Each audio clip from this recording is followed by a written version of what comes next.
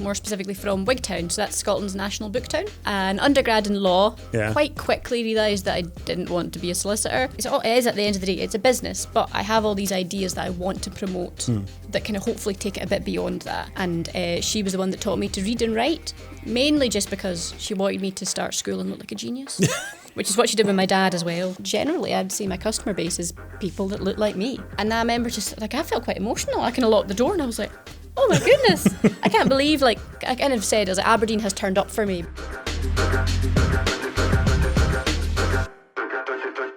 Hello, welcome back. It's another episode of Seasonal Discussions. Yes, we still have a non-pretty host sitting. It's still just me, unfortunately. Sorry. If anyone out there is keen to be a host of these things, please let me know, because I have to edit them and create them and it's getting a little bit tiresome. But we have higher classes of guests than we do of hosts. And this week we are joined by Somerville's own Christie Murphie. Hi, Christie. How are you? I'm fine, thank you. How are you? Warm. I'm going to apologise in advance. It is ridiculously hot in here. These lights don't help. Yes. Sorry. That's fine, that's fine. We're going to have a chat about Somerville Books that has opened up relatively recently. Mm-hmm. It's come around quite quickly. Don't forget, if you are new to watching these, you can subscribe for free to support the channel and find all the links to Somerville in the links and concentration and description bit down below. But first, tell us about you. You are you. You're not. Are you from Aberdeen originally? No. Because I've been trying to place you. We've been chatting for like half an hour before this thing even started, and I can't place your accent. You're not the first to say that. So I'm actually from Dumfries and Galloway. Okay. So other end of the country.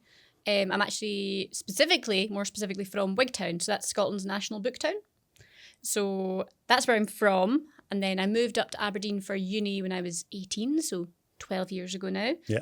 Almost to the day, and was up here for my undergrad, moved away to Glasgow, and then came back up to Aberdeen during the pandemic. So I've been here for another 5-ish years. 5-ish years on top of that. Yeah. What took you back up there? Because obviously it was from Dumfries to here to Glasgow. Mm-hmm. What drew you back up? Was it the fact that the pandemic was a really depressing time and you thought, let's go to the greyest city possible? Do you know, when I left after my degree, I was like, I'll never be back in the northeast. I'll not be back. And then I moved to Glasgow, and I love Glasgow. Glasgow will always be in my heart. But in the pandemic, I had no family there. So my mum was still in Dumfries and Galloway, and then my two brothers are in Aberdeenshire. Okay. And my pals were in Aberdeen, and I just felt very lonely. Yeah. I felt lonely. Felt lonely. Works. So I was kind of loosely looking at roles, and then I found a role in a housing and homeless charity up here. It was just maternity cover, and I went, well, it'll take me back up near my brothers at least. Got that role, was a bit surprised, had to suddenly move myself up to Aberdeen from Glasgow in the middle of a pandemic, which was allowed. We checked the rules. And me and my two cats had to move up within something like a couple of weeks. And then, moved back up for that role, and then I've been here ever since. So when you came up for uni originally, was it Aberdeen or RGU uni you went to? Aberdeen. And you studied? I studied law. Oh, okay. I know. Slight difference. Yes. So I did an undergrad in law. Yeah. Quite quickly realised that I didn't want to be a solicitor. Fair. I remember phoning my dad and being like, I don't want to do this. I don't want to be a solicitor. And he went, well, we'll talk about it when you get home for Christmas. Yeah. But then at that point, exams were after Christmas. So I just never got round to talking to him about it. Fair. And just ended up graduating with an LLB in law. So were you full 4 years at uni, or was it like a 2+2, or did you have to do? So if you want to become a solicitor, it's 4 years to do your undergrad. Yeah. Then a 1 year postgrad, and then a 2-year traineeship. Ouch. So I did 4 years, and then I moved to Glasgow and did a master's there in human rights and international politics, because I was like, I don't want to be a solicitor. I want to work in maybe international development. Fair. Graduated from that and went, oh my goodness, there's no job. I don't speak French. My Duolingo French has not given me enough of a qualification to actually speak French. And then ended up working in the third sector. So initially I worked for a youth employment charity, and then moved back up to Aberdeen, worked in housing and homelessness, and then decided I wanted to kind of move away from the third sector. Get away from that as much as possible. Yay. It's I did a bit of social work in the past, and I worked with like homeless youth and stuff when I was down in Edinburgh for 6 months.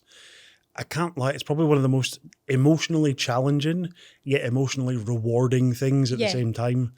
How did you cope going like with some of the experiences that you have to go through without going into details about what people were experiencing?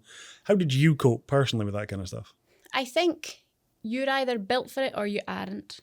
Like sometimes you would get someone that would start, or they would be kind of talking to you about wanting to maybe get into that sector, and you'd look at them and you'd go, oh, that's not going to work for you. And I think that maybe towards the end you do become a little bit jaded, because you need to protect yourselves. You do have to turn your phone off at 5 because you could be answering calls all day, all night. I used to say that the highs when you work in such a sector are really, really high, but the lows are the lowest you can get. Yeah. Because in my new role as a business owner, it really only affects me. Yeah. If I make a mistake, it affects me. Yeah. But if I made a mistake in my last role, I could be the difference between someone becoming homeless or not. And that could have much worse consequences. But then equally, on the same day as you could make a mistake or you just weren't able to save a situation from becoming homeless, I could also be like, oh no, I've done a successful appeal, I've done this or that, or I've secured someone a larger home that they needed. Yeah. So you could have like the best outcome you've had in your entire 4 years or whatever. And then you could equally have the worst one in the same day. Yeah. And it sometimes just felt like you were getting like emotional whiplash. Yeah, it hurts from time. Like, ours was with young adults. So it was people up to the age of 18 who had been made homeless for whatever reason. Yeah. So you're looking at these sort of younger individuals and you're like, how are you already coping better with this massive thing that life has thrown at you than I am? Yeah. I was like, at that point in time, I was in my mid to late 30s and I'm going, if I had experienced this at your age, I wouldn't be here now. Yeah. I would not be here. Seeing the things that some people literally have to go through is just... And it's normalised. It's absolutely normalised for them. They don't get the kind of rush of endorphins you get when you get like a really terrible situation. You go, oh, I don't know how to solve this. Whereas some people, just by the luck of the draw or the not luck of the draw as it is, that's just normality. In my first couple of years, I worked with lived experience, so kind of trying to help promote people who had lived experience and speak to them and ask them, how do we make the situation better? And in the latter couple of years, I worked with families. And I would say that families was really, really difficult. Yeah. Because, you're like, it was one of the things that, because I grew up in immense privilege, I can't get away from that. And I don't think I should try and get away from that. And I was like trying to speak to, or look into like alternative options, things to keep kids busy, things like that. And I remember being like, so what are the options for what they could do, I don't know, after school or whatever, or what do the schools offer? And then I remember being like, oh goodness, we got opportunities thrown at us just by the luck of where I was born and how I was born. And again, being from that national book town, we got author events, we got, all these free things that we could do and go to. And that's just not something that the third largest city in Scotland has available to them. Yeah, it's ridiculous, if I'm honest. Yeah. It really is. And I could go off on many, many tangents about the issues on that side of things. Yeah, but that's what kind of led me to going kind of into what I did, was that I was looking at all these things and going, well, if I can see there's a gap there isn't anything to do with, literacy and reading and all of this sort of thing, and I know there's a gap there and I can do something about it, then that's on me. Yeah. I can't just say there's a gap there and then walk away. Yeah. I can say, well, there's a gap there. I have experience with that. My mum owned a bookshop. I grew up in a situation where I knew the opportunities that could be provided. So I was like, well, it's on me. Yeah, I got to do something. If you can do something, it's that old Spider-Man analogy, isn't Spider-Man, it? Yep. Yeah, where it just says, because if you can do the things that I can do and you don't do them, then that's on you. Yes. It's the same with, people sitting and moaning about, oh, this government's been elected, or but did you vote? No, right, job. Exactly. Exactly. It's something that you have to do if you know you can do it, I think. So I think that when I started the business, it is at the end of the day, it's a business, but I have all these ideas that I want to promote that kind of hopefully take it a bit beyond that. Yeah. Because I do kind of believe that a bookshop is not just about punting books to punters. Yeah. It is also about, being a part of the community. Like, how do we assist with local literacy, reading, opportunities? That's what, for me, a bookshop is. Yeah. I'm not there to be a brand. I'm there to also see what I can do. So there's a couple of schools that are around my shop that I'm hoping to engage with in a kind of really positive way and see what we can do with the kids and stuff as well. So how did you get started with it then? Because we were, again, chatting beforehand. It's only officially less than 2 months old. How did you get going with Somerville? How did it come about? And tell us a bit more about the background for that. So, I grew up, my mum had a bookshop. It was a children's bookshop in this national book town. And she ended up selling 10 years ago because my father passed away. So she was like, well, I'm not going back in the bookshop. I don't want to talk to people all day about my dead husband. And fair enough.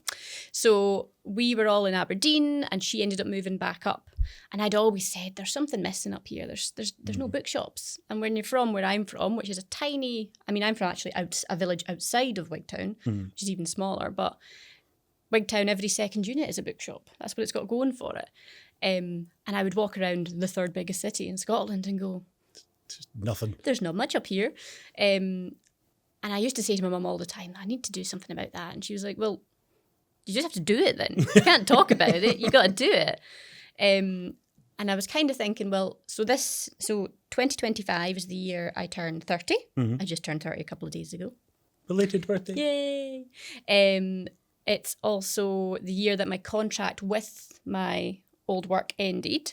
They offered me another one and I was like, well, no, it feels a bit serendipitous. And it was also 10 years since my father passed away. So I was like, well, it feels like this is maybe the right time for me to kind of go into something like this.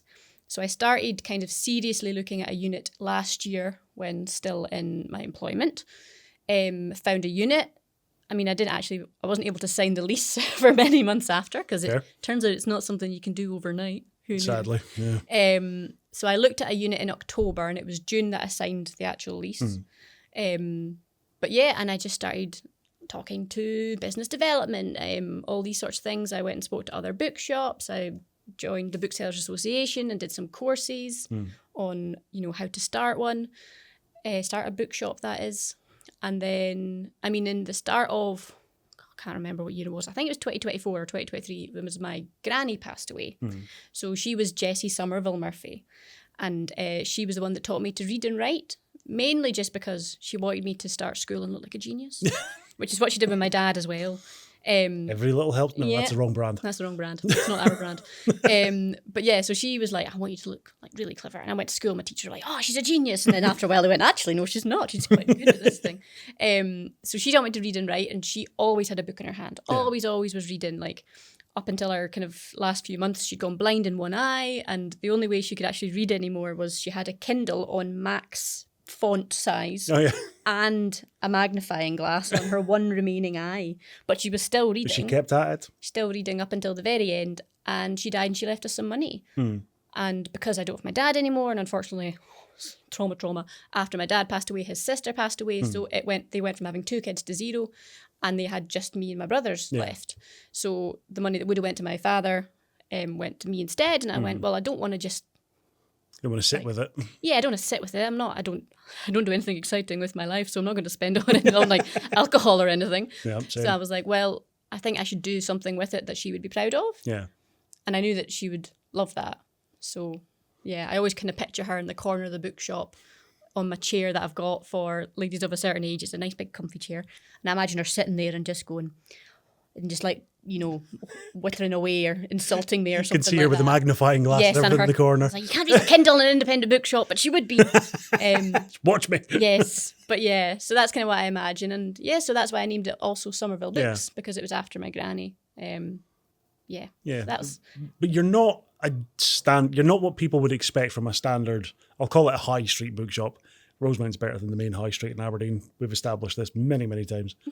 It's not what you would class as like a standard high street bookstore that people come into. So it's not, folk aren't just walking in off the street and looking for your generic books that you're going to find. You cater for, I won't say a specific niche audience, but you do cater for a different audience than your standard sort of high street bookstore a bit. Yeah, I mean, when I was kind of creating the brand and I worked with someone who helped me do that, she was like, well, who's your customer base? And I was like, how am I supposed to know? I'm not open yet. And then I kind of thought about it and I went, oh, well, actually, no, I do know what my customer base is because it's probably just me. It's someone who's probably relatively, maybe someone under 35, 40, potentially queer, has an interest in both, political things, but also maybe wants something a bit cozy, a bit wholesome. I also get a lot of kind of young mums, and I also get people that are maybe more around my mum's age, but generally I'd say my customer base is people that look like me, which is interesting because like and what a few people have said to me is like, we don't have something. Like, this is the kind of first place we have that the person who owns it looks like us too. So it's weird to kind of have a mirror against both of us. But yeah, so I always knew that was going to be my customer base. Or I didn't always know, but when I found out, I went, oh yeah, that does make sense. That works. That works. So yeah, I'm not going to have books on military history, or I'm trying to make sure that I do have books that are for, if people ask me, can you get this book in? I can order them in a specific book. And, you know, I did ask before I opened, like, what are the genres people are interested in? So even though I don't read romantasy, as it is now, that kind of new genre, people said, well, we do. And I went, all right, cool, well, I'll get it in for you. So I have a whole section on romantasy. I'm trying to grow my horror section because I also don't read any horror, but people keep asking me for horror. People want horror. It seems to be a thing just now. Yes. Horror is massive in every form of media just now. Yes, people love it. So I'm trying to get more horror in. So it's just that I'm trying to make sure that, because if I just did a book for everyone, I would be a generic brand. You'd be every other bookshop. Yes, exactly. I want my shop to feel like when people who look like me walk in, they find something that speaks to them. I don't want them to kind of walk in and go, oh, this isn't for someone like me. Yeah. This is somewhere else I don't feel welcome. Do you want that sort of safe space environment that people can come into and feel comfortable? Exactly. So... Bless you. Sorry if the cameras are picking that up or the microphones are picking that up. Bless you. Someone working on the roof. But yeah, so yeah, I'm hoping it's a safe space and it will continue to kind of flourish as such. Yeah. Yeah. Are you finding a lot of the customers so far? Obviously, you've only been open a short time, so it's kind of hard to gauge it so far. But there's a lot of it repeat customers that are coming back regularly. Yeah. I think that's one of the key things for any sort of small business that's on a street, you know, that has retail, people coming in and out the door. Word of mouth is going to be your best form of promotion. And if you've got the same people comfortably coming back and using your space and using your services regularly, it's got to be a big thing for you. Absolutely. Because I always knew that, you know, regular custom would be important, but I kind of just was like, well, Aberdeen's big enough, it won't. But I was speaking to my mum, who obviously had a bookshop, and she was like, well, think about a loyalty card. So I do a thing where if you buy a new book, you get a stamp on your loyalty card, and then every 5 stamps, you get 20% off a new paperback. But it's been 6 weeks, and I would say I've had several dozen of them have been completed. Yeah. So people are buying. I mean, some people are onto their 2nd or 3rd loyalty card. That's a lot of books in 6 weeks. I was going to say in 6 weeks, that's a lot of books. Yeah. Japers. But they're getting used. I did a promo specifically on Saturday because Saturday was when I turned 30. Yeah. So rather than getting 20% off a new paperback, they got 30% off a new paperback. Or if they spent over £30, they got a free tote bag. And thank God Zara didn't find out about that, 'cause we have enough tote bags on the house. Never have enough tote bags. But it was going like a train, and people were banking their stamps and coming in. And there are people who I don't think we necessarily had a massive conversation before in the shop, but they brought me in a card or they brought me in flowers. And like, again, my mum was in helping me, and she was like, I can't believe you've got... It was basically a kind of thing, I've been able to create a sense of community within what is already quite a tight community in Rosemount. Yeah. And I remember just, like, I felt quite emotional. I kind of locked the door and I was like, oh my goodness. I can't believe, like, I kind of said, I was like, Aberdeen has turned up for me, but it's more like my community that I already knew was there, but they have turned up for me in particular. And, you know, whatever happens with the business, I'll never be able to forget those first couple of months where, like, they have been able to make sure this has gone well. That's an amazing sense. And I think community is such a big thing when it comes to starting a business, maintaining a business, promoting a business. Just so many people lose sight of that, who your target audience is and appealing to them. It's one thing knowing who your target audience is. You kind of have to know how to appeal to that target audience. There's no point going, I'm going to sell books for... I wrote a book, a short story last year, and I knew who the target audience was for it. But if I don't write a story that appeals to that target audience, knowing the target audience is pointless. Having them come back is never going to happen if they're going to read things. We look at the success of Thistle Tavern at the top of Union Street. We had Stuart in a few weeks ago chatting to us. And in a year, for a high street store of what they do, to turn over £1 million in its first year is nuts. But they've been able to do that because of the importance of that small community that comes in. And I mean, I've bought some Pokemon cards from Thistle Tavern, and it's because I'm like, well, they're right there. Why would I not do that? And I think that's the thing, is like the people that I'm aiming to, you know, be my customer base, they're the people that I always knew would turn up. The people who I remember this is what I'm like as a human being. I was looking through all the comments when the bookshop got announced and it was in various newspapers and kind of online sources. I was looking through the comments and 99.9% of them were positive. Everyone was like, this is amazing. We've been looking for this for years. And one person said, everyone can just get their books for free now. I give it 3 months. And I remember being like, how dare you? Challenge accepted. Exactly. But the fact that I remembered him, but he's not the kind of person that would come in my bookshop anyway. Yeah. So I don't know what it was, but I was like, oh, how dare you? But then I was like, he was never going to come in and see Clutching me. the pearls going, excuse me? Yeah. Like he was never the person that was going to come in. I've had perhaps a slightly older generation that have come in and maybe some of the topics are not what they would like to see. And they've been, I think I had a lady the other day said, I would have had that banned. And I was like, you're never going to buy a book in my shop. Yeah, exactly. So don't come in and pretend that you were, or like, kind of, I don't know. It's always the ones who are never going to use the service that are the loudest about their opinions on that service. And it's never in a positive way. No. It's never like I'm never going to use that, but it's a great idea and I fully, like the alcohol-free bar that's been announced, Exactly. Sober. Everyone kick it off going, so it's just a cafe place then. No. No, it's not. And you're not going to go there if there's no alcohol, so why are you commenting on it in the first? It doesn't impact you or affect you in any way. Shh. Be quiet. Exactly. And I think that's the thing is like, we have this we do have, all you need to do is go on, in particular, a certain social media site, and it's all about the Abermoaner. Yep. The first person to say, this is terrible, this is horrendous, why would you do that? Why are they making the decision? But they're not the people that will be turning up and using it. Yeah. So I think sometimes we do think too much, and I'm guilty of it as well. Like I sat and kind of thought about that lady saying, I can't believe you've got that, I'd have banned that. And I was like, I don't even know what book she was talking about. And I was thinking about the section she was in, and I was like, was it the section I have about like witchy things? Was it about like tarot reading? I couldn't figure out because it wasn't like I do have queer fiction and queer non-fiction, and I've got like a whole section on Palestinian voices. Yeah. She wasn't in those sections. She was in the section that was cookbooks, graphic novels. You didn't have Cooking with Coolio in the corner. Was that the issue? That's one of the most unique books I've ever seen. I was like, what did she? And I still can't figure out what she picked up that she said needs to be banned.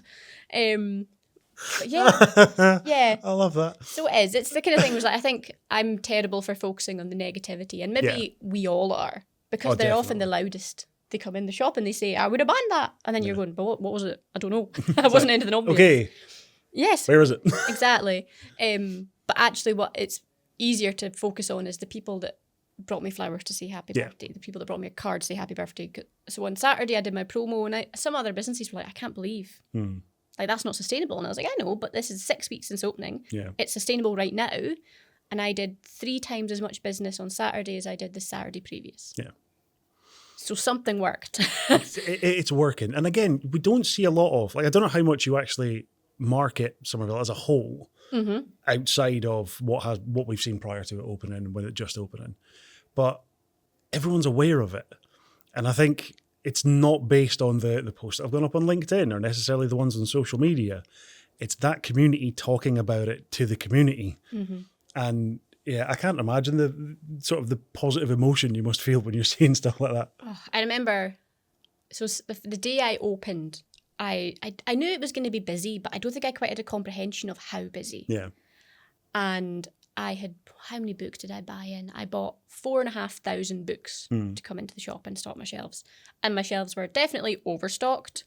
Every single shelf was packed full. I had some books that were like in like storage, i.e. hidden away around the shop for me to frantically pull out. Box. Yes, pretty much. And then my mum was like, you've bought too many books, And I remember the Romantasy, I had a table initially that was Romantasy. It got filled 3 times on opening day alone. So the whole table got emptied and it had to get refilled 3 times. I remember just looking around when I closed on Sunday. So I opened on Saturday, and when I fully closed on Sunday with my one day off the day after, I was like, I've got no books. Uh-oh. I've got no books left. And I hadn't thought about that. But I remember just locking the doors and like just burst into tears because Saturday was so busy. My mum came in to help, bless her. She's only just 60. She retired at 51ish. So she's fit and well, and she's got a mental dog that she's trying to get away from, which is why she comes in and helps me one day a week. And yeah, she was like, I can't believe. She's like, I genuinely cannot believe how busy that was. So I just stood behind the counter on the opening day and just, just did all process. processed all the orders and everything and what people were buying. And I, at no point, was able to sit down. Yeah. I wasn't able to move from behind the counter. I didn't go to the toilet. Yeah. People just brought me cups of tea. Like, again, customers would just bring us in cups of tea and you'd be like, thank you so much. That was all I could do. And the next day was about half as busy, but still the second busiest day I've had in 6 weeks. Yeah. It was so busy that on the Saturday that the next day my mum was going to come in on the Sunday as well, and she messaged me and she's like, I can't move. I cannot move. I are broke. Yes. I'm really sorry. And I was like, don't worry, I can manage. But I just couldn't quite comprehend how amazing it was and how, I mean, I think that's the thing is like, you cannot let a fear of the negativity stop you from doing it. My brother said something to me once, he's like, you cannot let perfection get in the way of progress. Yeah. So even though there were things that, I mean, it was only a month between me getting the keys and me opening, really. So there were things that I still wanted to work on. There were things that I still hadn't gotten around to doing. There were some books that weren't on the inventory. None of the kids' books were on the inventory system. So when I scanned them, they just weren't there because I didn't have the time. But I did it. And the people that I knew they were going to turn up, but they turned up for me in force. And yeah, I just couldn't believe it. Like on the Sunday, I locked the doors and I was just like, oh my God, I can't believe that. That's so amazing. There goes your day off on the Monday as you then go, hang on, that was a lot more than I expected. Yes, and then on Monday I'm going, order more books. And yeah, so. What would you, for getting started, what was the hardest part of that process of getting started? Obviously, you mentioned that you'd found a unit essentially the year before. It was just a case of going through the rigmarole of actually getting it set up. Was it the ordering of the books? Was it the creating of the system to manage your inventory? What was the hardest part for you about getting started? I am very much one of those people that I research everything.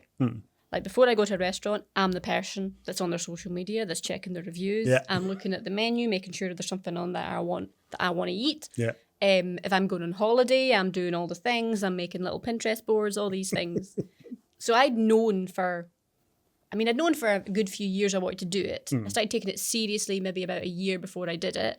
So I was already doing courses and stuff like that. And it made me laugh because I did this, I can't remember what it was called, but it was like beginners book selling or kind of thing like that. I did this course and I remember being like, I know all of this because I've already researched it because I'm that high strung.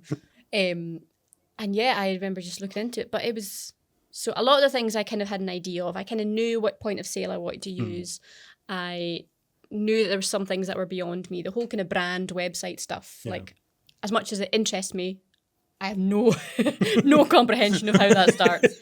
So I outsourced some things.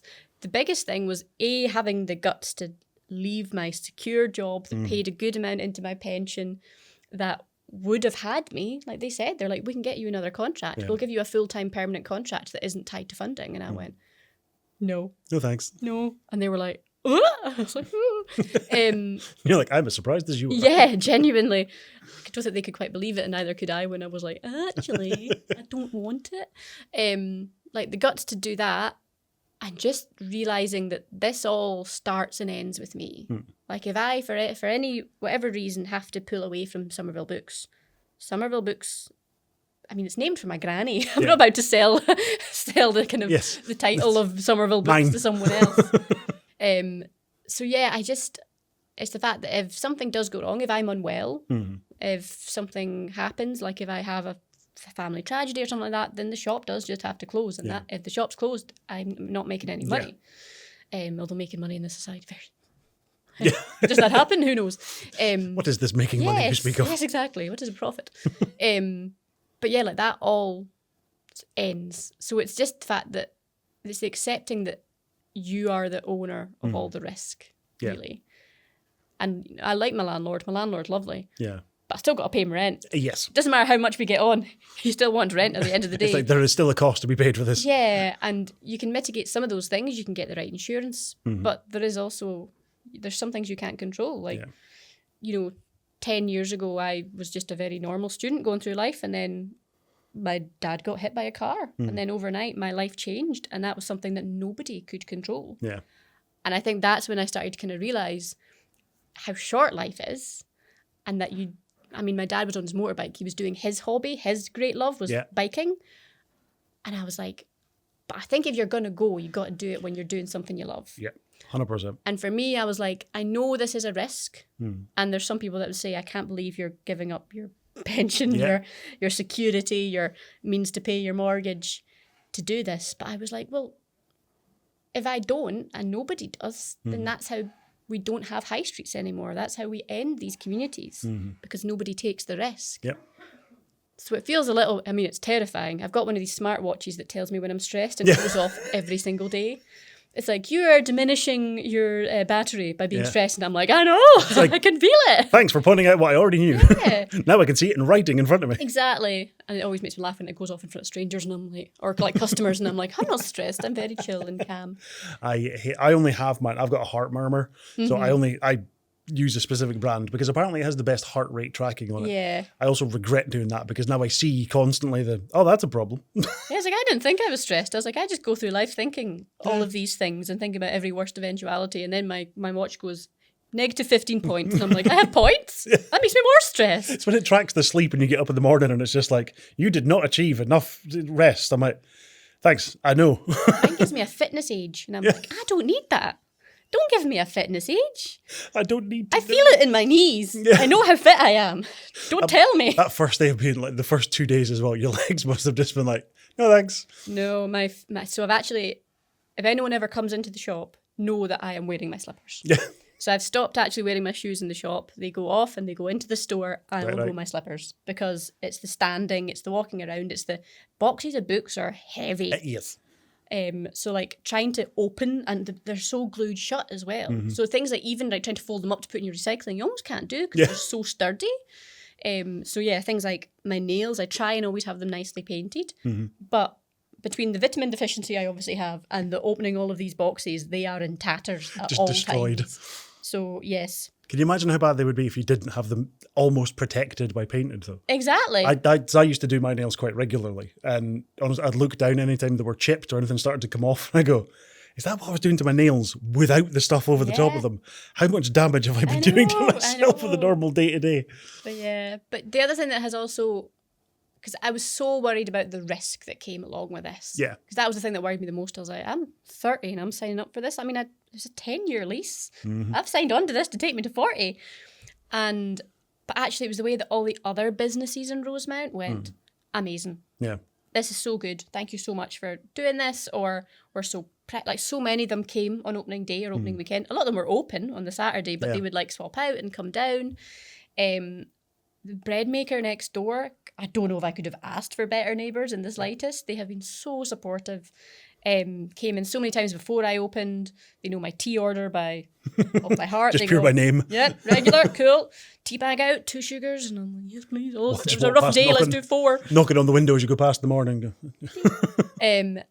And they gave me, the cupcakes that I gave away on opening day, they were donated by the bread maker. I didn't pay them for them. They just went, we'll do you 50 cupcakes to give away. And I was like, oh no, how much you want for them? Well, we don't want anything. And like, they're always there to say, oh, well, we do this, we do that. And then in return, I think, it's a good thing. There's nothing bad about having another local business and small business within these units.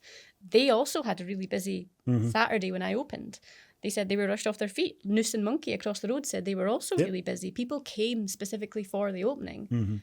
It pays other businesses for more businesses to get involved. I think the big thing, and I've spoke to other people about this in the past, Aberdeen is not, the high street, the shopping places, they're not for just shopping anymore. No. People don't travel just to shop. People travel for an experience or a destination to go with it. It's not, if you can convince people to spend time, over time they will spend money anyway. It's not a case of trying to convince them to spend money and then get the next person in to spend money. And I think places like Somerville are exactly that. They are destinations. They're not places that people go into, spend a couple of minutes, and then they're off out back the door, moving on to the next place. Same with Bread Maker next door to you. Same with Noose and Monkey across the road. They're places where you will spend time, which will naturally lead to you spending more money and feeling comfortable in where you are anyway. So I think you've got a phenomenal little group of businesses around you. Yeah. And like you say, that supportive, has it just been sort of the community in Rosemount that you've had a lot of support and experience from, or have you had anyone else from other areas kind of reach out and offer a bit of help and guidance for you? I mean, funnily enough, so right before I actually got the email that my lease was ready to sign when I was in Edinburgh. Mm-hmm. So what I did was I was like, right, I need to go and visit local bookshops. Yeah. But there really aren't that many. So I did do as many as I could in the kind of Aberdeenshire area. But what I did was I took a couple of days and went down to Edinburgh by myself. Not hard. I'm always by myself. Me and my cats, couldn't take them with me. And got a hotel for a night and went to all the bookshops I could manage. And initially I was a bit too, like I went into like the big one. I was too embarrassed to say anything. By the time I got to kind of like the second or third bookshop, I kind of said, I'm starting my own bookshop. Yeah. And they were like, that is amazing. And actually what amazed me was how many of them had a connection to Aberdeen. Yeah. A lot of them were from Aberdeen or Stonehaven and said, we moved away. So many of them were in Edinburgh. And I mean, there's so many bookshops in Edinburgh. Yeah. But yeah, obviously so many of them felt they were more at home in Edinburgh than Aberdeen, and maybe why is that? But they were so supportive. They were like, anything we can do, anything we can support. So that was really, really nice. But when it came to kind of like here, I mean, getting in touch with business development or skills development, the Business Gateway a lot. Yes, Business Gateway a lot. I mean, is always going to be helpful. That's what I would say to anyone who's thinking about starting a business is, why not? Yeah. It's a free service. If it's there for you and it's free. Exactly. Just do it. And they have literally all the resources you could need. Yep. So I'd actually got in touch with them initially and they were like, oh, here's all the things. At the time, the startup fund, I think, from Aberdeen City Council had ended. And I was like, oh. And there isn't really another kind of fund like it that you can access. Yeah. And then ended up kind of progressing the bookshop anyway. And the advisor that I was using emailed me and was like, I see in the news that you're starting up. The fund's actually reopened. Here you go. Like, you don't need to do that. I wasn't working with them at the time. I'd kind of already been like, oh, well, I'm doing it anyway. I'll just kind of just go. Crack on.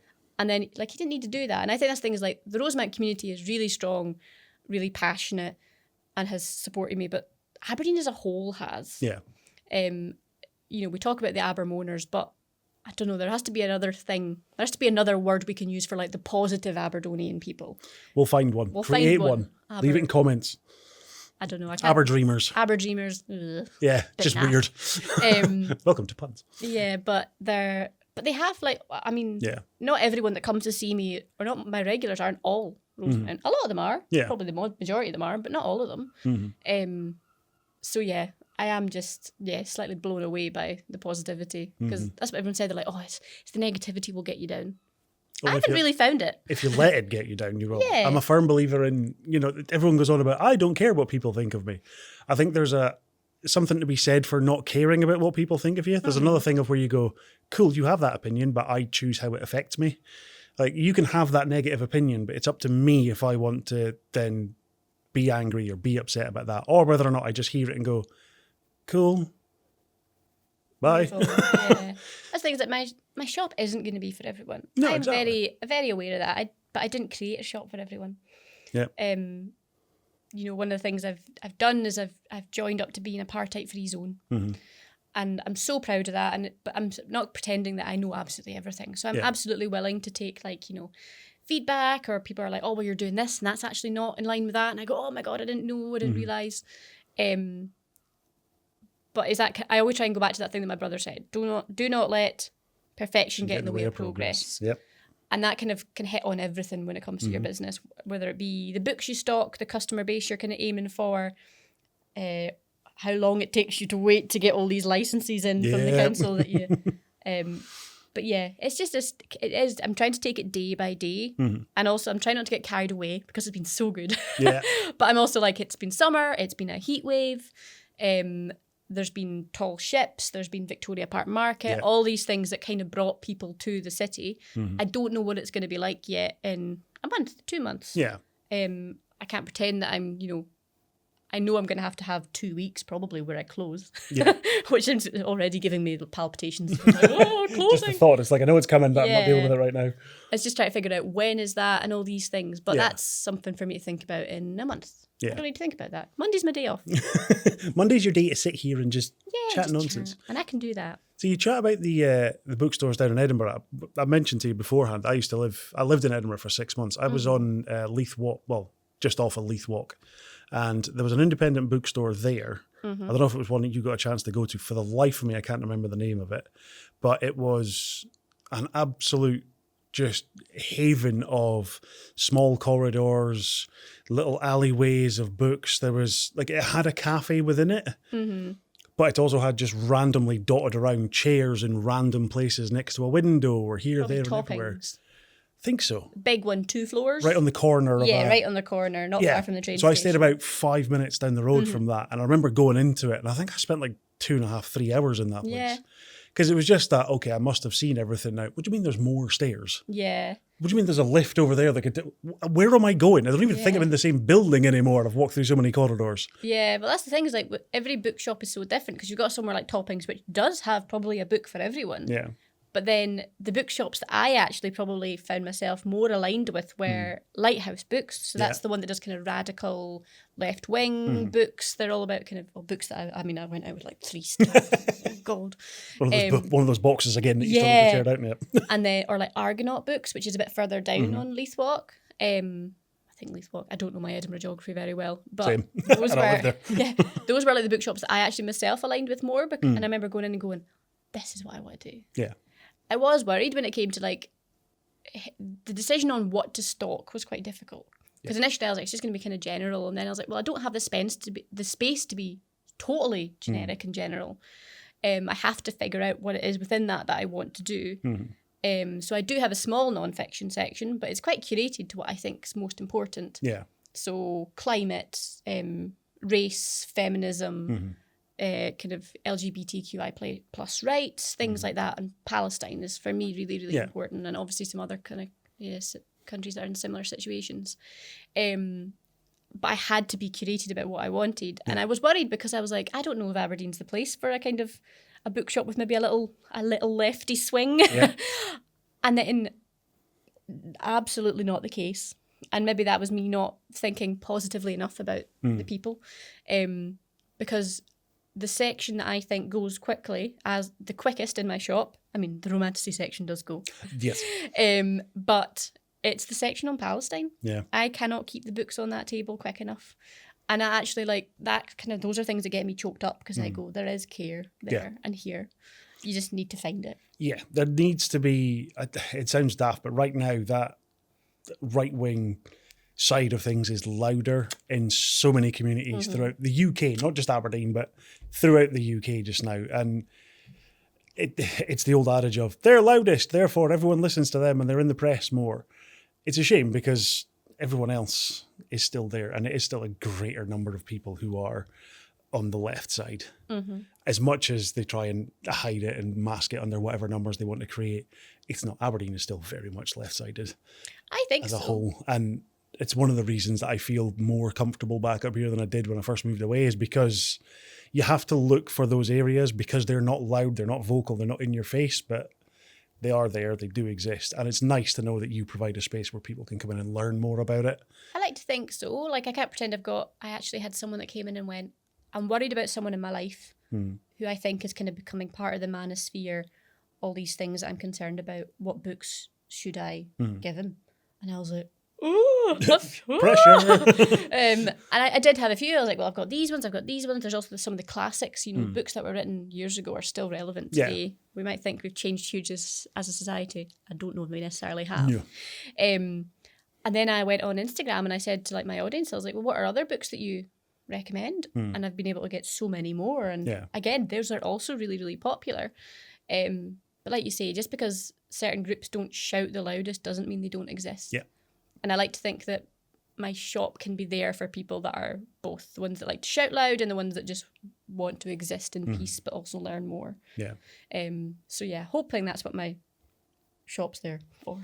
I think you provide a phenomenal source of education for a lot of people, which is what's lacking, is that opportunity for self-education, not just waiting for someone to, oh, well, tell me, you say I'm wrong, tell me why. It's like, the resources are there for you to learn why.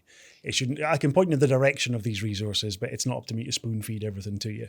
And I think you provide a phenomenal little space where people can come in and have that space to learn. And I think that's a big thing for humanity as a whole just now, if I'm honest.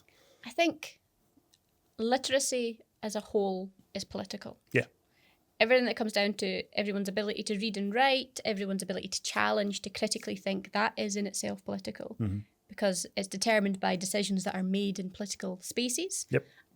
But having those abilities means that you can challenge the things that are made in political spaces. That's why they're all so important. Yeah. It's why it is at the end of the day, it's a business, but that's why I stock the books I stock. Yeah. It's why I'm so excited about working with the schools. I've had another school reach out and say, could you come and speak to my class about, I think it was confidence and career paths. And even though that in itself is a little bit different, it still gives people an opportunity to think, oh, maybe I could go into that bookshop and get something I'm interested in. And, you know, all these things lead into each other. Yeah. And I still believe in the power of libraries and, you know, and again, I might not agree with the person that owns Kindles, but I believe in what they provide. They provide affordable means for people to improve on their literacy and figure out what it is they're thinking, what it is they're feeling. Because a lot of people need to figure these things out themselves at their own pace. Yeah. And they can find that out however they want to, through reading, through, you know, watching videos or whatever. Yeah.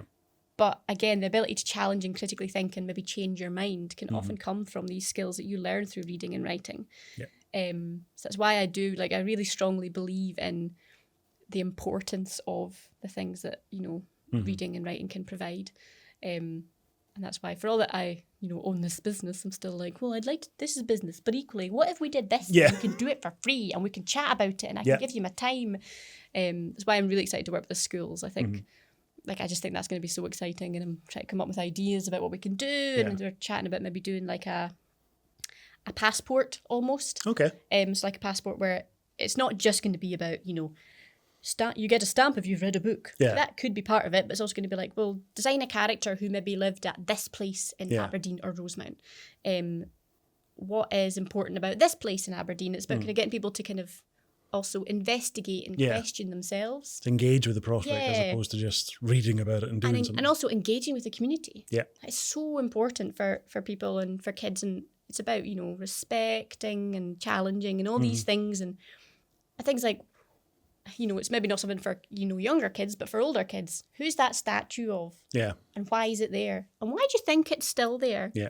Or like, you know, what were they involved in that maybe was not good? And, you know, all these things are really, really important. It's not about changing history, it's about learning from it. This is the thing I think a lot of people go on about. It's this, revisionist history. It's like, it's not about changing what's happened, because you can't. It's happened. It's there. That's the definition of something is set in stone. Yeah. The future isn't in front of you, but the past is. The past has happened. It's in stone. It's there. It's transcribed. It's done. We can't change any of it now. But if mistakes were made, we can certainly learn from them. I freely admit I was never, when I was younger anyway, 20 odd years ago, God, that's painful to say out loud, I wasn't well educated on the LGBTQIA plus community. I wasn't well educated on immigration. I wasn't well educated on my community. And all of that was down to me, because I chose to associate with different people. I chose to stay as ignorant as I was at the time. It was only as I started to realise, no, hang on a minute. I have the opportunity to learn a bit more about the things I'm talking about. If I'm going to have an opinion on these things, I should have an informed opinion on them, because they're impacting more than just me. And I had a son, and I'm like, well, hang on a minute. If I'm going to raise my son, I'm not going to raise him to be a clone of me. I want him to be independent thinker. And if I'm going to raise him to do that, I should probably do it myself, to set an example. I'd never guide him. I've never told him what to do or when to do it. But if he has a question about something, I'll be like, cool, I'll educate myself on the topic and try and guide you on it as best I can. Then you can make up your own mind. I think making up our own mind is something a lot of people need to start practicing a bit more. Yeah, absolutely. And I think, you know, I never really thought about these things. Like, for me, this idea of legacy became really important. Because I lost my dad and then I lost my Auntie Marion. Yeah. And she didn't have any kids. Okay. And I don't have any kids, nor do I plan on. Yeah. I've got my cat children. They count. But I birthed them myself from my womb. But as well you should. But I kind of got obsessed with this. When she passed away, I was suddenly like, oh my goodness. Because everyone was talking about, when my dad died, everyone talked about the legacy and, you know, my brothers and I. And I was like, but it was just as hurtful when my Auntie Marion died. Yeah. She had just as much of a legacy as my father did. Mm-hmm. She just didn't have kids. Yeah. And I kind of was going, I don't want to die and for people to go, she hasn't left a legacy because she hasn't got any sprogs. And I was like, well, first of all, I do. They just have 4 legs. Yes. And second of all, I was like, legacy is so much more than that. Yeah. You know, when it becomes, I had someone, it was through a friend of a friend, but they recently came out as trans. Mm-hmm. And they said to my friend, do you know, Christie was the first person I heard talk about when we were really young. It was Christie that talked about gay rights and, you know, rights that I'd never heard of. Yeah. And I was like, oh, goodness. And I was like, oh, yeah, I suppose I did do that. And then they were like, and it was Christie who, if someone got a bit too, you know, if things were getting a bit personal, rather than banter, it became a bit hurtful. It was Christie that went, yeah, hang on a minute. Enough. But that's because I had the benefit and the privilege of being raised in a family where I was handed books at any given moment. Like, you know, my mum would order me in any single book I wanted. Yeah. And we talked about things, we talked through things. And, you know, it was very much a case of going, but why did that happen? Yeah. Why was that decision made? You know, I remember talking to my mum and dad from a really young age about, you know, the war in Iraq and all these things and prisoners' voting rights, all these things. And my brother got involved or got interested in these things. But that's a privilege. Yeah. Because I came from a place where that was discussed. What is there for kids or for people? Because it's not just about being a kid and learning these things. You can do it later on in life. Like you said, that it took you a slightly longer time. What is there and where is there for people to go where they can learn those things? Yeah. And sometimes it's a bookshop, sometimes it's the library. Libraries are just as important. That's why they're continuing to be funded is massively important. It's about knowing where to go to find the places on the internet that aren't going to lead you down one route. They'll, you know, lead you to a place where you can come to your own decision and not feed you a choice or kind of feed you opinions that aren't helpful. Everything comes back to skills that are often learned through these very basic things like reading and writing. And especially when I worked in employability in Glasgow. So I worked in Maryhill. Okay. Which is a fantastic community, a real sense of community. I was going to say it's a proper community spirit. Yeah. I think if you're maybe going to compare it to somewhere in Aberdeen, you would maybe find, it would be like Tory maybe. Yeah. Somewhere like that where people don't want to move out of there because they're like, this is my place. I'm not moving from Tory. I was here, mum was here, grandparents were here. It's and I remember there was, because I went into there totally, I'd never worked in employability before. I'd never worked with youths before. And I remember speaking to this girl and she was 16, 17. And she's like, can you help me with my workbook? And I was like, yeah, sure. So we were kind of chatting it through. And then I realised as we were talking, we were talking things through and I'd be like, okay, so that's the kind of conclusion she's come to for her answer. And I would look at what she was writing and I was like, oh, she's not writing. And I realised that she had no literacy skills. Yeah.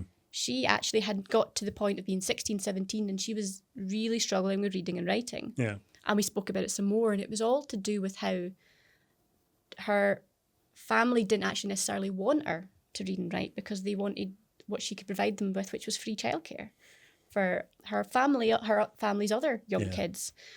If she didn't have those things, then she could stay where she was. Yeah. And it was probably a situation where they were probably the same. They probably also struggled to read and write. Yeah. And it became a kind of, you know, something that kind of it became normal. And I was like, but it's also, all I can do is let her know that there's opportunities there for her to improve these things. But she doesn't need to. But it would help. Yeah. And it would help her ability to maybe challenge that normality.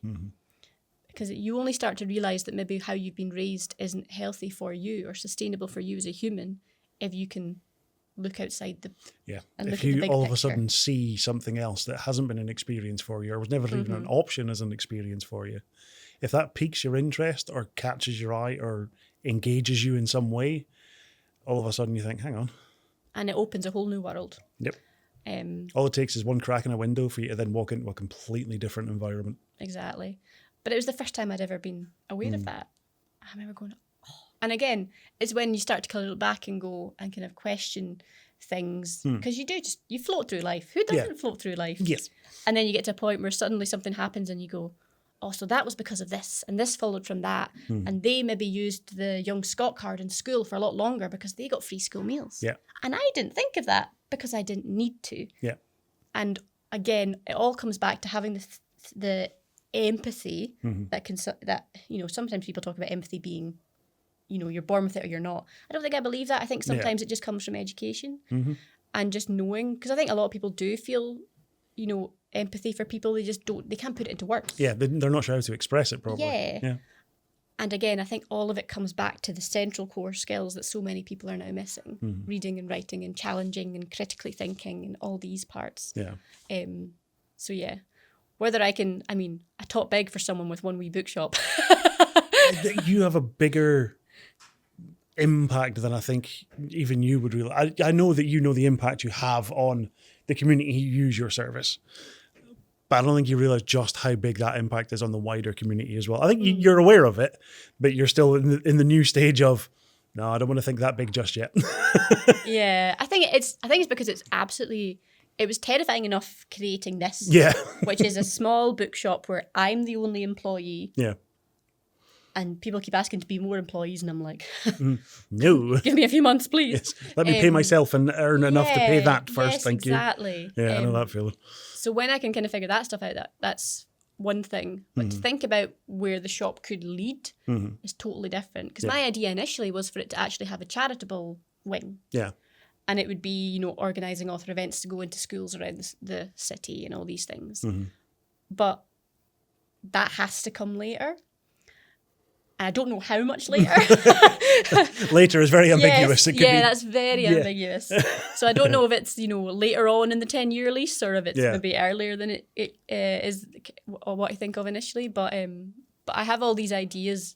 They don't necessarily lead to me making more money, but I have all these ideas. I feel that so much. We have so many ideas of things we want to do in here, and we keep looking at the balance going, none of these things are going to make any money, but it's like, I don't care because I want to do them. It's not always about, and I think that's why I feel like I've connected to you a little bit more than some of the folk we've spoke to before, because we're both very new in regards to starting up the business side of things. Again, we've only been since April this year, so we're only a couple of months ahead of you. And most of that was painting this place.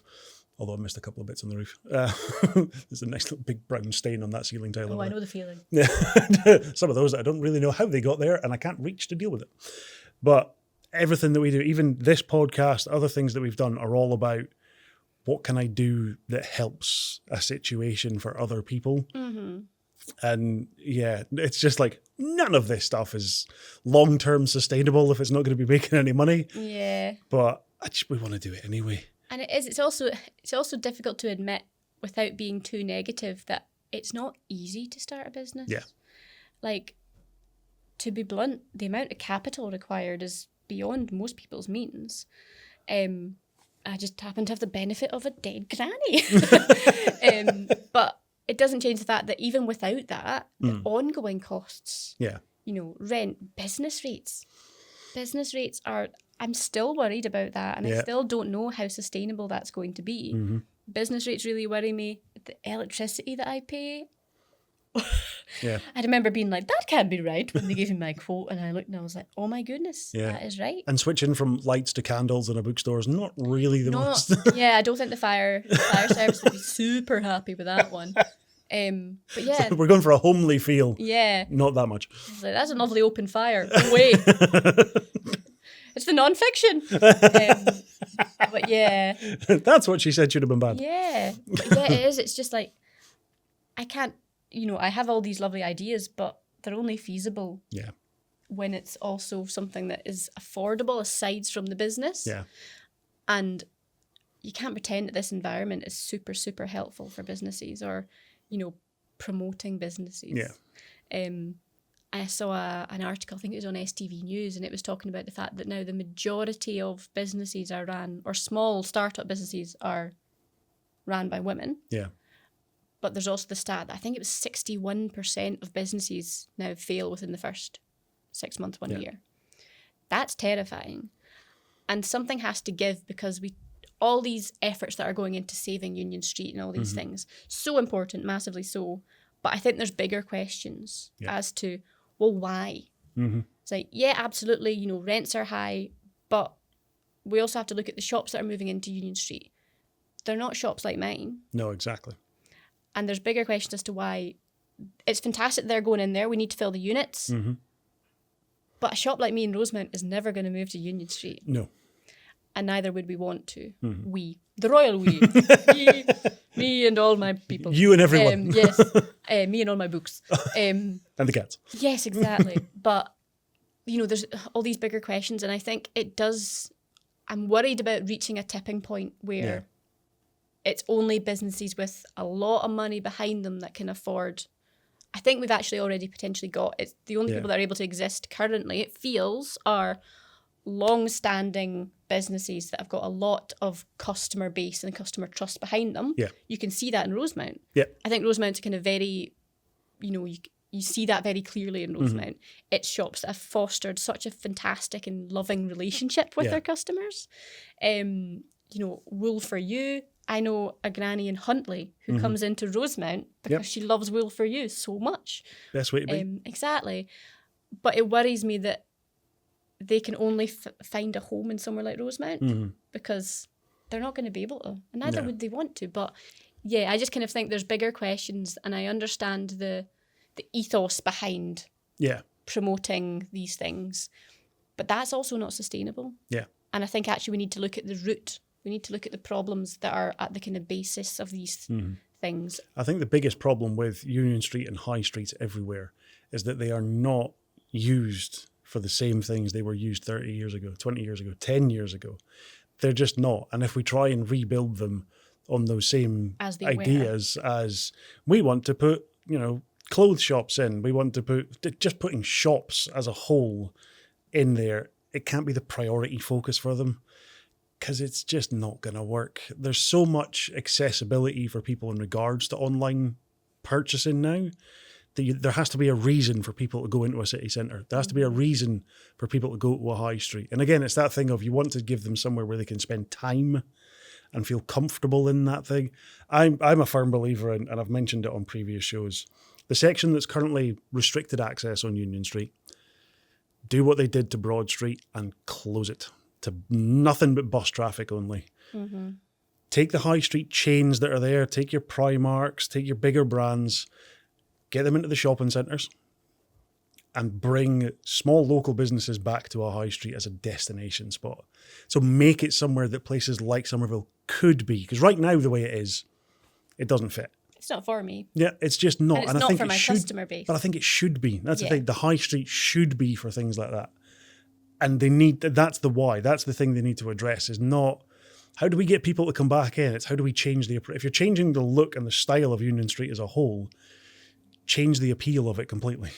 Yeah. Make it somewhere that places like yourselves, Books and Beads, someone smaller, little Flowers by Vogue that's up on Holborn, somewhere that places like that can actually exist and thrive and be appealing to not just the public, but to the people behind the business as well. It's somewhere they can go, I'm proud to be here because it fits. Yeah.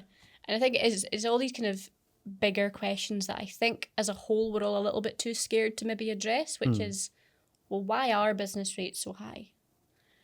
Because I'll be honest, I got my first bill and I went, oh, that hurts. Yeah.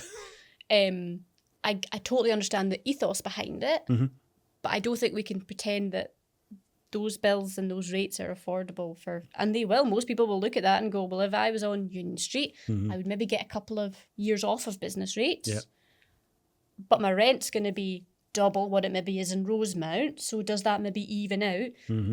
But I think we kind of almost have to go back to step one, I think, and go, how do we encourage this? Is this getting in the way of growth? Yeah. And if so, well, then we need to change it. It isn't about creating other initiatives to offset that. I think it's about changing the central issue. Yeah. Because, I mean, I looked a lot at Union Street when I was looking for options. I had initially wanted to be on Rosemount Place, but at the time where I was looking, there wasn't that many shops or units available. Yeah. And then I was on holiday, and the day I came back, I walked down Rosemount Viaduct and I went, hello. Oh my goodness, that's fine. Because it had been empty the whole time I'd been walking past. Yeah.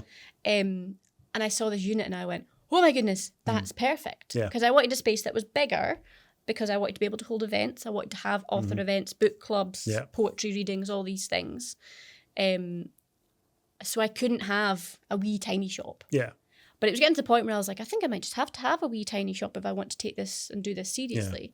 And then this unit came up, and I think I was the first person to properly see it, and I was like, Mine. me, please. Gimme. And they were like, yeah, that's fine. But again, it took months. Yeah. It took months and months. And that wasn't, the landlord's fault or anything. That was just the way that the system Just the was process. set up. Yeah. But I'd looked at Union Street. I had a look, and the website is fantastic. And it does, relatively clearly break down everything. But nothing's going to draw you away from the fact that when you look at that little per capita month rental thing up the top right tab, it's double. Yeah. It's triple. It's quadruple. That number doesn't change just because the location is more appealing to you. And I think it is. It's about kind of trying to figure out what is a high street for now. And also potentially trying to kind of change a little bit of how we've worked as a society before. Yeah. And if something doesn't work, I don't think it's about trying to kind of come up with things to kind of distract it. Yeah. I think it's about maybe trying to change the big thing that doesn't work. The shapes and colours and shiny things might just take people's attention away for a minute, but you come back and the problem's still there. Some of the reasons I left one of my old jobs is I injured my shoulder and my chest. I tore the muscles off from where they separated at the top of my shoulder. So I was off for like 16 weeks. And I came back, and every problematic conversation that had been happening before I took 16 weeks off was still the same conversation that was happening then. And it's just like, cool, you've had pizza nights and what have you since then, but guess what? The root problems are still there. And if you don't fix those, it's never going to be long-term fixable. And I think we have to consider, like, why is everyone's got this always debate about what's the bottom and what's the top of Union Street. But why is what I think is the top, so i.e. the opposite of Castlegate. Yes, the Holborn end. Yes, why is the Holborn end doing quite well? Yeah. And why is the Castlegate end not? Yeah. So when I was looking again at units, the ones that were available were the ones at the bottom, and those ones weren't feasible for what I wanted. So but to be honest, when it came to seriously, I was never ever going to consider anywhere but Rosemount. Yeah. And I was just going to get to the point where I was like, oh, well, I guess I'll maybe stay with my job for another year or two until the place comes up. And it just so happened that everything fell into place. The stars aligned. Yes, the stars aligned. It was all very serendipitous, but it was never really going to be anywhere but Rosemount for me. And I think now that I've been there for 6 weeks and I've got to know the local community and I've got to know the local businesses within the community, I can't see myself being anywhere else, moving or shifting anywhere else anytime soon. Just merge with the bread makers beside you and just become like a big bread and books. There's an idea. But yeah, cause some people have said like, oh, what about like a little coffee station or a little kind of coffee shop? And I was like, well, why would I? Yeah. Because the bread maker does it and does it way better than I ever could. Why would you give yourself the extra stress and cost? Exactly. And I do very much believe that, when you join a little community, even as a business, you join the ecosystem. Yeah. And you don't want to take food away from your ecosystem. You want to feed the ecosystem. Yep. Do you know what I mean? Yep. There's no point in me trying to siphon business away from another one. No, exactly. When I want to exist as my own little being. And it is difficult. At the end of the day, I do little, not just books, I also do gifty things and cards and stuff like that. And, there's always going to be things where you step a little bit on each other's toes. There's other gift shops and stuff on Rosemount Place. And there's never like a direct, like you say, trying to take food off of their table. Exactly. You're never trying to take, you're just adding something to what you provide. Exactly. As opposed to saying, I now provide exactly the same things they do. It's like, no, I provide this with this on the side of it as well. And I think that's really important. I think that's how you go to your business with a smile on your face and leave your business with a smile on your face at the end of the day, because you know that you're going in there and you're not going in to step on people's toes or, kind of get involved with, business politics and drama, which terrifies me. I'm just there to be like, just sell books. Come and see me if you want to, but also you don't need to. Come in. Well, I've just checked the time on my watch there. God, we've actually been chatting a lot longer than I even expected. But I have many, many thoughts in regards to what you've spoke about with the space, which I think is more something for me to converse with you once I hit stop on these recordings. But before we do wrap things up, I have 2 things to clear. I'm not going to ask what the future is because, again, the critical overthinker that you appear to be and that I can also feel sympathy with would probably melt down going, I don't want to think that far ahead. I don't want my brain to do it. What short term, you're 6 weeks in, short term, what are you hoping to achieve? Is it this connection with the schools? Is that kind of the big thing for you just now? I would say there's probably 2. The connection with the schools and creating something within the kind of Rosemount Rocks kind of community, which encourages school kids to get involved with the local community, figure things out, maybe fill out this kind of passport or something like that. Because we used to have something like that back where I'm from, and it was really positive. But I just want to make sure it's not too, like, it's things like join your local library, stuff like that. I don't want it to be buy a book, because that's not what it should be about. Yeah. Read a book, yes. Buy a book, don't care. I just want you to read. Yeah, I don't care where it's from. Pick up book, read book. Yes, get stamp. Yeah. And then, maybe at the end, it's something like, I can provide a prize or whatever, like that, be what that is. So something like that. But I also have applied for, and I almost kind of finished the process of a public entertainment license. Okay. So not that, it's going to be like raves at Somerville Books, because I'm in my bed by 10 p.m. But I'm hoping to do book events, author events, book signings, maybe poetry readings, things like that, where people can kind of get involved and meet like-minded people and chat about books, which is my big thing. It's all about books. So that's the kind of plan for the short term. I'm almost there. I'm not going to lie, I was not quite anticipating the cost of the public entertainment licence. Yeah. 789 quid was quite a... I was like, ooh. Okay. How much do I want this idea? And I went through the list, and it was like, tick the thing that you are. And it was like, are you a roller derby? And I was like, I'm not a roller derby. It's like, are you going to be doing heavy metal? And I was like, I'm not going to be doing heavy metal. I was like, I'm going to be doing book readings that probably end at the latest by 9 to 10 p.m. But hey, I needed it, so I got it. I applied for it, and I'm hoping it'll be kind of going through soon. So the idea is that I'll be able to I'm hoping to do like kind of discounted rate for, charitable organisations or student associations, so they can hold events in the shop. Okay. In the evenings, hopefully not on my one day off a week, which is Mondays are off. No Mondays. This is a Monday. Yes. Mostly just Mondays. But so hopefully in the evenings, and they can do something, and then a slightly higher amount for, other businesses or whatever, unless I really like them, in which case they'll probably just get the same amount as the other ones. But that's my kind of plan for the kind of short term. I haven't got any plans for like massive expansion. Yeah.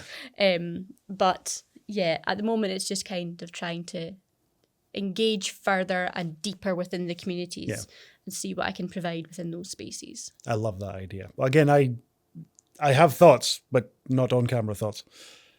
Beyond that, the one other question I have to ask, and I don't ask this to everyone, but you strike me as having the kind of circle that would work.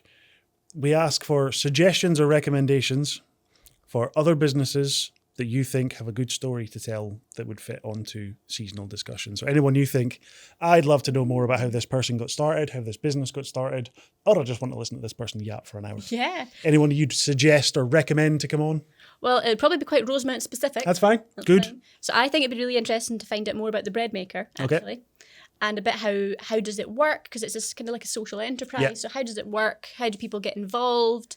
How did that start and why did it start? I think that would be really, really interesting. And I also think some of the businesses up on Rosemount Place itself would be really cool, like Wool for You. Yeah. I think Graham Mitchell from Tarragon would be really interesting. Cool. Is it Tarragon, and then is it On the Terrace as well on Union Terrace Gardens? I think that, and it'd be really interesting to chat to him about expanding from Rosemount into Union Terrace Gardens and what that's meant for him. I think that would be really cool. And do you know, I was at Wild Goose on Saturday night for my birthday, and I think it'd be interesting to talk to him. Stuart.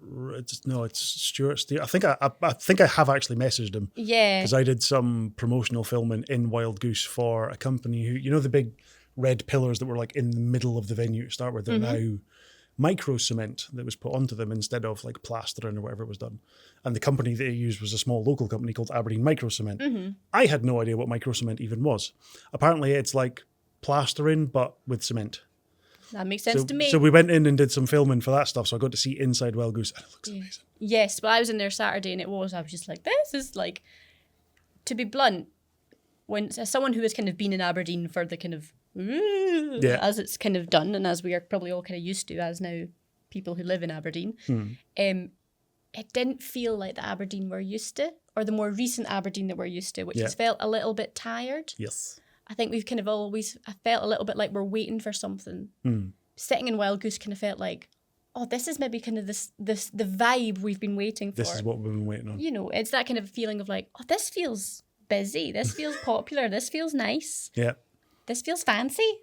I liked that. And also because he's obviously, you know, started and expanded into something like that. He didn't go straight to Wild Goose. He started something initially. So I think that'd be really interesting. And then, you know, on a kind of Fiona, who's from Rooted on Rosemount Place, she provided the plants along the outside of Wild Goose. So I think it would be interesting to talk to her, and you know, she's really interested about, you know, how do you balance childcare and being a mum alongside being a small business owner? Which is something, despite my cats, I can't relate to or talk to in much good faith. So I think that's something, because when I went and read that article from STV News, they're all talking about how it's, you know, it's women who are primarily starting these small businesses. And a lot of them were talking about, for them, the biggest issue was childcare. Yeah. And the costs of childcare and everything like that. And I know that my mum started her business. She was 1998, I think she started. I think she started when I was 3. Yeah. And the reason she started it was because she needed a job that was flexible. Yeah. Because she had 3 kids under 5. Fair. And that's what it used to be, that, you know, small businesses could be that. But have we changed? Has that become unsustainable now? I don't know. So I think she would be really good as well and really interesting. Zee, you know, you're watching this. I hope you've noted these down, because you know how my brain goes with remembering things. Oh, and one more. Oh, go for it. Actually, go for it. Something maybe a little bit different. I think somewhere like Rebel Studios, the tattoo place on George Street, would be really, really interesting, because they have, again, seen a massive swing from, you know, they've been there for Aberdeen's big changes. Yeah. And how has that changed? How has, you know, the oil impact changed things for them as well? And, you know, what's it like owning a tattoo studio? I want to know. I'm there enough, but I want to know. We've tried speaking to, or we've reached out to Utopia downstairs. Nathan, who manages that spot. So again, Nathan, I'm hoping you're seeing this. Just a reminder. I want more. I actually went and spoke to him about getting a sleeve done on that arm. I want a honeycomb pattern done all up my arm, so that every so often when I feel the urge to go and get another tattoo done, I can just walk in and be like, can you fill in this honeycomb with whatever the hell you want? Just draw something in that honeycomb that, you know, just what, I don't care. Just draw something in it. I have the urge to get something else done. I don't need to go anywhere else. Just fill in this honeycomb pattern on my arm. Or you can please. just colour it in yourself with a Sharpie and go, that was enough. I just change it and be like, wash that one off. I don't agree with that like one as it goes. Which, yeah, is a handy thing to do, I suppose, for tattoos. I don't like that one anymore. I think I'll change it. Oh, wait, I can't. That's ink. That's the joy of tattoos. Exactly. Well, listen, Christie, I can't thank you enough for coming on and chatting to us. It has been a heck of a conversation, and I am greatly appreciative, not just of you coming in to chat to us, but of starting your business as a whole, because I think it is something that is sorely needed within Aberdeen and other high streets. So if you're not in Aberdeen and you're watching this and you want a business idea, start up a bookshop. But it does mean that you don't read a book. I haven't read a book in 6 weeks. But hey, at least other people are. Exactly. Everyone else is reading your books instead. Yes, indeed. We will link down below all the places that you can find information on Somerville Books. So if you haven't been to visit it yet, now you've got no excuse. Now you know where it is, even if it's online first, and find out, because you have a website based for the book as well, don't you? Got a website. I don't sell on the website, but I can easily order books in if they just contact me on Instagram, I can easily order books in that way. There you go. Links to Instagram, the website, and everywhere else you can find them will be in the description down below this, as well as where you can listen to these episodes if you prefer to not see my face. I don't blame you. Apple Podcasts and Spotify, all the links and stuff are down below. We'll be back with another episode next week. Thank you for watching. Take care.